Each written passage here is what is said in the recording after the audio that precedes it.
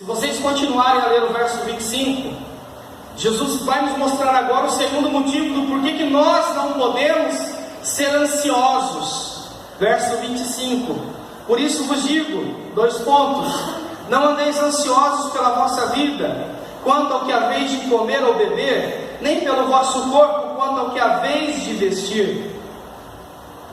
Daí tem um ponto. Olha o segundo motivo que Jesus apresenta: não é a vida mais do que o alimento, e o corpo mais do que as vestes? Jesus está dizendo: não seja ansioso, porque se você for, você estará pecando contra Deus.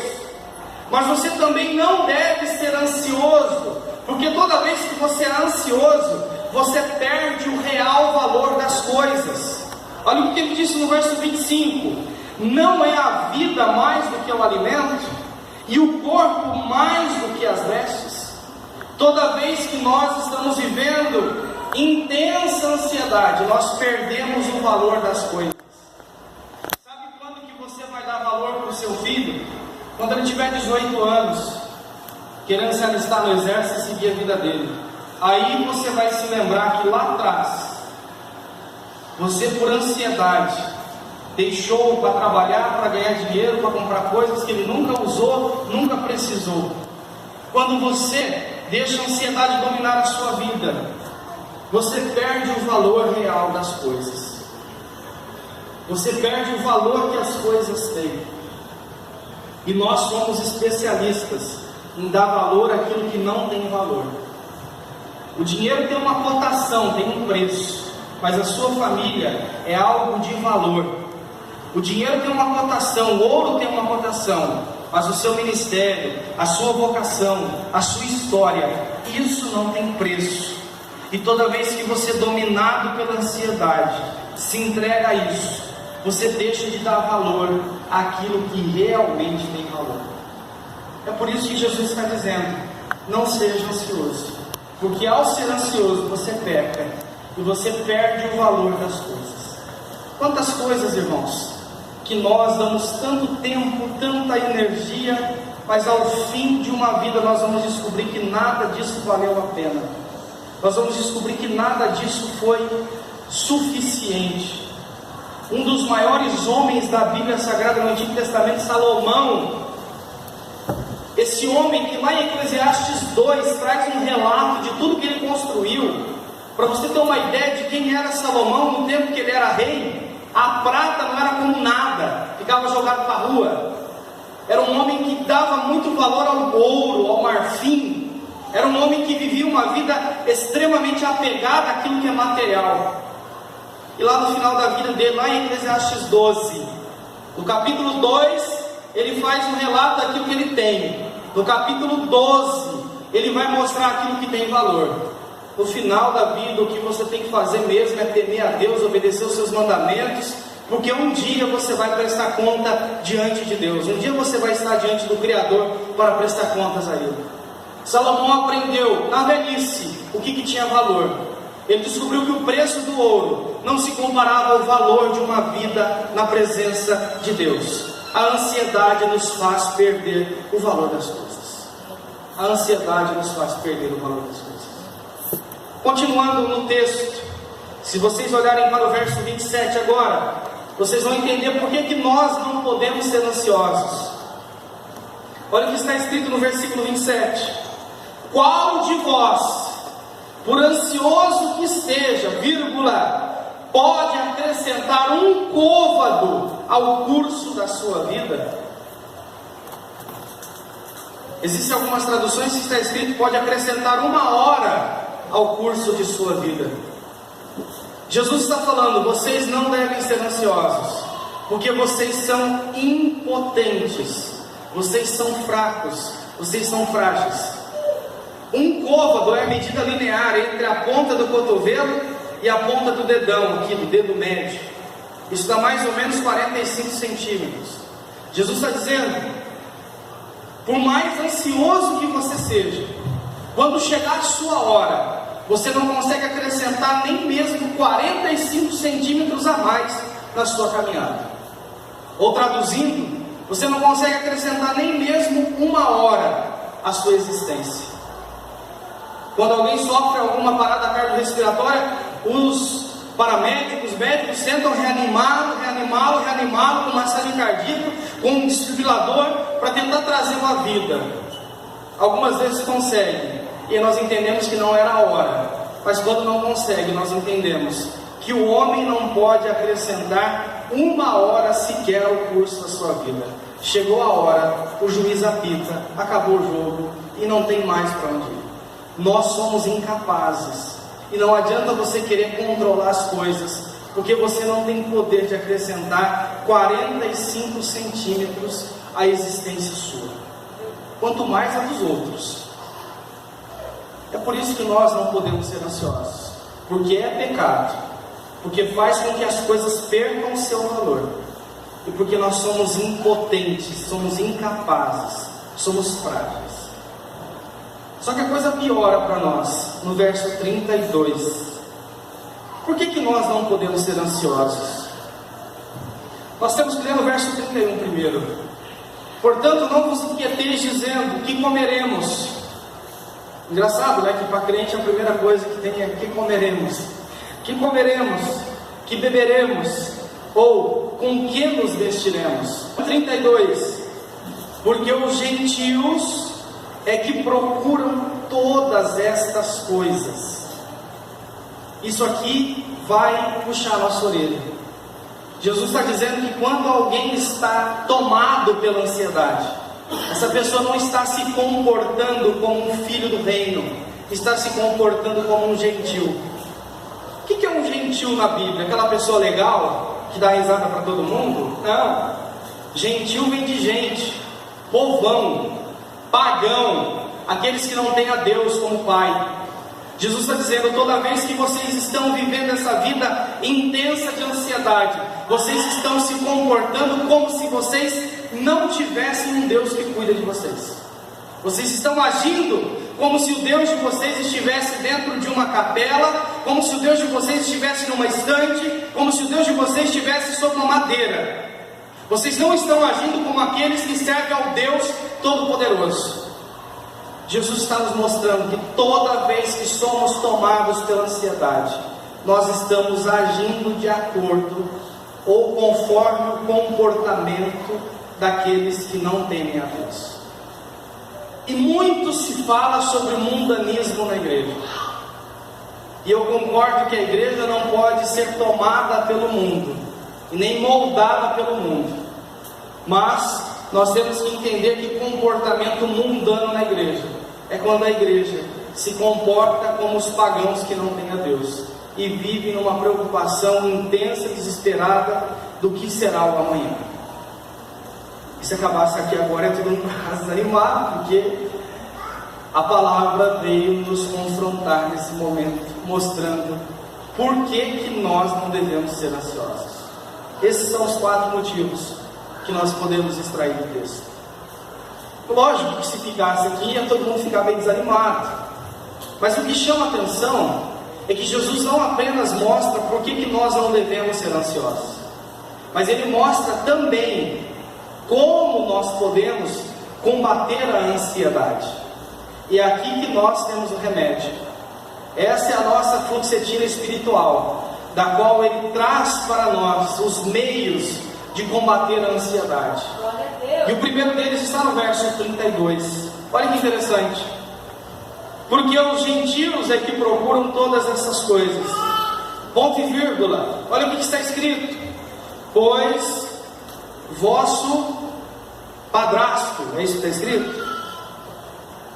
Está todo mundo aqui, irmãos? Amém? Olha o que está escrito: pois vosso pai. Pois vosso pai. Olha que coisa tremenda. Olha que coisa tremenda. Jesus tem um hábito de chamar Deus de Pai, porque Pai é quem cuida. Pai é aquele que cuida. E olha o que Jesus vai falar desse Pai, para nós combatermos a ansiedade. Pois vosso Pai Celeste sabe que necessitais de todas elas. O vosso Pai sabe. O vosso pai sabe que você tem que pagar o boleto que vai vencer ou que já está vencido. O vosso pai sabe que você tem que se formar na faculdade. O vosso pai sabe que você precisa se casar. O vosso pai sabe que você precisa de saúde para fazer e para construir a sua vida. O vosso pai sabe que você precisa acordar amanhã cedo e trabalhar. O vosso pai sabe que os seus filhos não vivem de vento, precisam de comida sobre a mesa. O vosso pai sabe que a igreja dele precisa crescer. O vosso pai sabe de todas as coisas. Ele sabe, irmão. Diferente de nós, Deus sabe. Diferente de nós que não podemos acrescentar um côvado à nossa existência, o nosso Deus sabe. O nosso Deus pode acrescentar não apenas uma hora à existência da vida de alguém, mas pode acrescentar 15 anos da vida de Ezequias. O nosso Deus sabe. O nosso Deus sabe de tudo. Deus não levou a pancada na cabeça e esqueceu de tudo, não. Nosso Deus sabe. Ele sabe do que você precisa. Ele sabe exatamente da sua necessidade. Ele sabe. Ele é o Pai. Ele é o Pai. Eu falo pela minha experiência de vida. Eu tenho um filho. E eu tenho grande alegria em cuidar dele. Às vezes eu nem sempre cuido como ele quer ser cuidado, mas eu cuido para ficar melhor para ele. Hoje mesmo eu coloquei um par de meia nele, e uma meia ficou meio desajeitada no pé. Eu fui lá, peguei, como todo bom pai, homem, o pé de outra meia. Você pode olhar, levantar a calça dele, está com uma meia de cada pé. Mas no cuidado de pai, não está com o pé machucando. Nem sempre ele vai fazer, Deus vai fazer do jeito que a gente quer, mas ele vai fazer do jeito que a gente precisa, porque o nosso Pai sabe. O nosso Pai sabe. O nosso Pai sabe. E nós podemos louvar a Deus por isso, porque o nosso Pai sabe. Você não está lidando com alguém que não sabe. Se você ler o livro do profeta Daniel, a cada capítulo que você lê desse livro, você fala assim: não, vamos parar com isso aí. Esse livro foi escrito ontem. Por quê? Porque quando Daniel profetizou, Deus já sabia de tudo que ia acontecer na história da humanidade. E disso nós podemos entender que o nosso Pai sabe. O nosso Pai sabe. Ele sabe. Nós podemos descansar nos braços daquele que tudo sabe. Nosso Pai sabe. Louvado seja Deus. Ele não apenas nos mostrou aqui que nós não devemos ser ansiosos, mas nos mostrou também como combater a ansiedade. E a primeira lição é entender que Deus sabe. Deus sabe de todas as coisas. Olha a segunda lição, verso 33. Se você quiser combater a ansiedade, só tem um jeito. E esse jeito é está mais próximo daquele que sabe todas as coisas. Diz assim, verso 33: buscai em primeiro lugar o seu reino e a sua justiça. Então, para você vencer essa ansiedade do coração, só tem um jeito: você se aproximar daquele que sabe todas as coisas. Não que você vai saber, mas ele vai te dar alívio a esse coração, quando você se propõe a buscar o reino de Deus e a sua justiça. O que seria isso? Talvez para definir o que seria isso, nós temos que definir o que não seria. Não seria buscar o reino de Deus e a sua justiça nós acharmos que é viver a vida dentro da igreja, trancado na igreja. Pastor, por isso que a minha vida está ruim, eu venho uma vez por semana. Mas você vem uma vez por semana porque você trabalha. Buscar a Deus em primeiro lugar, o seu reino e a sua justiça, é fazer de Deus no seu trabalho, é fazer de Deus na escola, é fazer de Deus na faculdade, na sua vida de um modo geral, a prioridade. É quando Ele não é mais aquela última pessoa que talvez você vá consultar, mas é o primeiro que você vai tomar, é o primeiro qual você vai tomar conselho, a qual você vai se relacionar. Isso é buscar Deus em primeiro lugar, irmão. Aí Paulo vai escrever algo semelhante lá em Filipenses capítulo 4, verso 6. E ele vai falar sobre o que? Ansiedade. E o que ele fala? Não andeis ansiosos. É mais ou menos aquilo que Jesus falou. Não andeis ansiosos. Então, para Paulo, há mesmo entendimento que Jesus. Ansiedade é pecado. Não andeis ansiosos por coisa alguma. Antes, em tudo, olha o que Paulo fala: sejam conhecidas diante de Deus pela oração e súplica, com ações de graças. Pastor, peraí, deu um nó na minha cabeça. Você acabou de falar que Deus sabe, e Paulo acaba de falar que eu tenho que fazer conhecida diante de Deus as minhas necessidades. Como entender isso? Um Deus que sabe, mas que ainda não conhece o que eu vou falar. Você tem que entender que Ele sabe e conhece o que você vai falar. Mas normalmente nós só falamos aquilo que nós sentimos para quem nós confiamos. Isso é buscar o reino de Deus em primeiro lugar com a sua justiça. É quando você confia que esse Deus que sabe tudo pode receber de você essa confissão: Deus, eu estou preocupado, o que vai ser o meu futuro, onde é que vai parar a minha vida, como é que eu vou pagar essa conta, o que eu vou fazer da minha história. Quando você apresenta a Deus isso com confiança, você está mostrando que Ele é o seu Pai. E se você já pediu alguma coisa para o seu Pai, você chega meio com vergonha, dá aquela volta: ah, pai, que bonito o seu cabelo, né? Ah, essa roupa é nova, pai.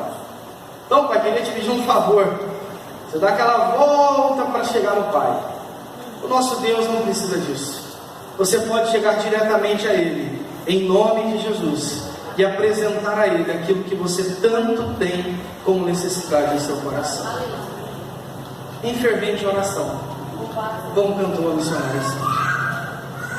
Jesus está nos ensinando que a partir do momento que nós fazemos de Deus a prioridade, nós conseguimos aliviar a nossa ansiedade. Deus sendo a nossa prioridade, haverá um alívio da nossa ansiedade. E é por isso que Pedro vai escrever na sua carta, 1 Pedro capítulo 5, verso 7: lançai sobre Ele toda a vossa ansiedade. Por quê? Porque Ele tem cuidado de vós. Ele tem cuidado de vós. Glória a Deus. Se nós quisermos combater a ansiedade, nós precisamos entender que Deus sabe, e que Deus precisa ser a nossa prioridade de vida. E para encerrar, verso 34: não vos inquieteis com o dia de amanhã, pois o amanhã trará os seus cuidados. Não vos inquieteis com o dia de amanhã, pois o amanhã trará os seus cuidados. Olha o conselho de Jesus: se você quiser combater a ansiedade no seu coração, viva o hoje. Viva o hoje. O amanhã você não pode viver. Você pode viver o hoje. Hoje você pode amar o seu filho. Hoje você pode amar a sua esposa. Hoje você pode amar o seu esposo. Hoje você pode ser um bom funcionário. Hoje você pode ser alguém dedicado à causa do próximo. Hoje, o amanhã trará consigo os seus cuidados. E o texto continua: basta ao dia o seu próprio mal. Nós normalmente fazemos uma brincadeira aqui no norte do Paraná, que eu estou matando um leão por dia e amarrando, deixando outro amarrado para amanhã já. O problema é quando você tenta matar o leão da segunda-feira no domingo. Aí você não tem força para matar nem no domingo, e vai chegar na segunda-feira você vai estar exausto. A questão é: viva o hoje. Viva o hoje. Para nós que cremos, existe um fator que é sempre o fator da esperança. Jesus pode voltar a qualquer momento. A volta dele a qualquer momento significa que nós temos que viver o melhor hoje. O melhor que pudermos fazer, façamos hoje. Glória a Deus. E aí nós vamos diminuindo a ansiedade. ao ponto de chegar na maturidade, de entender que se acontecer, aconteceu, glória a Deus. Se não acontecer, não aconteceu, glória a Deus. Mas o fato é, eu sei que Deus sabe do que eu preciso. Eu sei que Ele deve ser minha prioridade. E eu sei que eu devo viver o hoje. Porque amanhã a Deus pertence certamente. A Deus seja honra e glória pela exposição da sua bendita palavra. E suas palmas engrandeçam o nome de Jesus.